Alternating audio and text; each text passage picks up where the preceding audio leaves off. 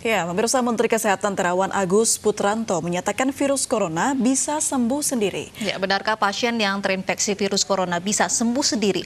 Jika tidak, bagaimana cara menyembuhkannya? Sudah bergabung bersama kami Guru Besar Biokimia dan Biologi Molekuler, Profesor Hairul Anwar Nidom. Selamat siang, Prof. Nidom. Selamat siang, Mbak.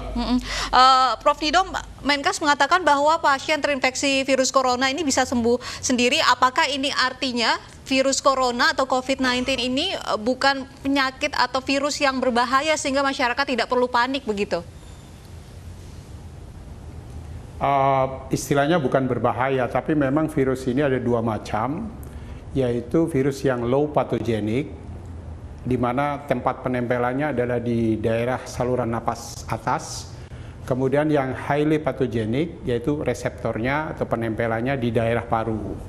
Jadi kalau seseorang, dan umumnya sebagian besar 90% lebih, itu adalah virus ini golongan dari low pathogenic. Sehingga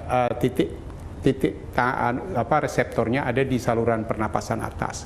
Nah, kalau virus itu berada di saluran napas atas, itu setelah replikasi kemudian seseorang itu batuk atau bersin, maka virus itu sudah terlontar keluar dan orang itu biasanya bisa sembuh sendiri.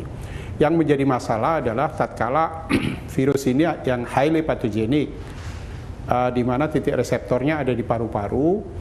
Nah, di paru-paru itu bukan virusnya ini yang merusak paru-paru, tetapi produk yang dipicu oleh virus ini yang menyebabkan terganggunya paru-paru.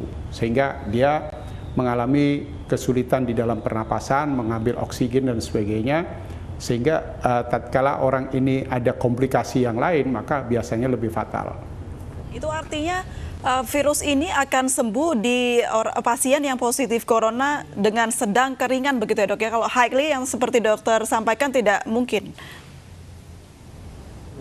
Artinya yang highly ini harus diidentifikasi di daerah mana saja yang dia highly itu. Dari 30 yang ada sekarang virus yang disimpan oleh Kemenkes ini, berapa persen yang highly dan berapa persen yang low pathogenic. Itulah pentingnya menganalisis dari virus yang sudah diisolasi. Nah, dari situ bisa kita ketahui bahwa bagaimana model penularan, karena itu ditentukan oleh struktur yang di atas, yaitu yang namanya spike, S protein, itu yang menentukan kecepatan virus ini berpindah-pindah dari satu host ke host yang lain. Tatkala dia proteinnya berbeda satu sama lain, maka mode of action-nya, jadi pergerakan dari virus ini bisa berbeda. Nah, ini kadang-kadang kita terlalu menyederhanakan bentuk virus. Dan virus ini perlu dianalisis lebih dalam karena menyangkut masalah kaitan dengan genetik dari host, dari inang. Jadi virus, sekali lagi saya tekankan, bukan hanya untuk kepentingan identifikasi yang berkaitan dengan pasien yang dirawat di rumah sakit, tetapi juga perlu menunjukkan karakter dari virus ini yang berkembang di Indonesia, sehingga kita bisa menentukan berapa lama nanti virus ini berada di Indonesia. Apakah dengan lamanya waktu itu perlu nggak kita menentukan atau membuat atau mendesain sebuah vaksin yang khusus untuk masyarakat Indonesia. Itu mempengaruhi kebijakan dari struktur-struktur virus yang ditemukan. Oleh karena itu perlu ada percepatan untuk analisis virus, bukan identifikasi. Sekali lagi saya tekankan bahwa analisis virus, karakterisasi virus, bukan identifikasi. Kalau identifikasi itu adalah untuk mengetahui positif atau tidak yang berkaitan dengan pasien yang ada di rumah sakit. Gitu. Ini artinya yang highly pathogenic ini lebih mudah menular dan juga lebih berbahaya begitu ya, Prof? Keduanya gampang menular.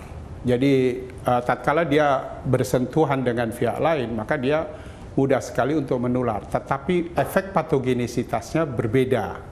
Jadi ada yang langsung bisa sembuh sendiri, yang sekitar 98% itu. Dan tapi ada juga yang lebih fatal karena dia masuk di dalam paru-paru. Nah, oleh karena itu kenapa sejak dini saya menyampaikan kepada masyarakat agar mengkonsumsi empon-empon itu adalah untuk menanggulangi yang highly pathogenic di dalam paru-paru. Baik. Lalu pencegahannya seperti apa, Prof? Apakah dengan meminum rempah-rempah seperti jahe, kunyit, serai, kemudian temulawak ini bisa meminimalisir begitu terinfeksi virus corona?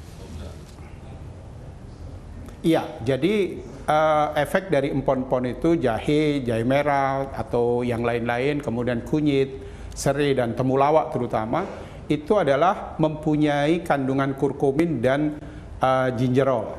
Gingerol itu untuk meningkatkan suhu tubuh yang dikeluarkan oleh jahe. Maka komposisi ini bisa mengendalikan produksi sitokin, yang namanya produksi sitokin di dalam paru-paru. Tadi yang disebabkan karena highly pathogenic coronavirus tadi yang menggertak terbentuknya sitokin. Nah, sitokin itulah yang akan merusak sel-sel sehat di paru-paru.